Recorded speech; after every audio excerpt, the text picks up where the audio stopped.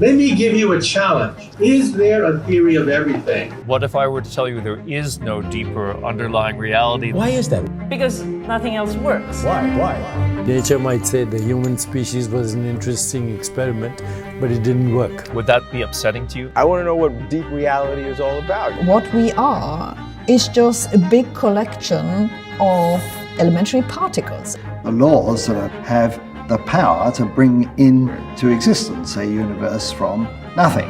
Why isn't there nothing? Why is there anything at all? They're wondering, isn't there something more about me? Whatever happened to my soul? We're our own meteorite, actually, at this moment, and my message would be, quite frankly, wake up. And we all need to do that.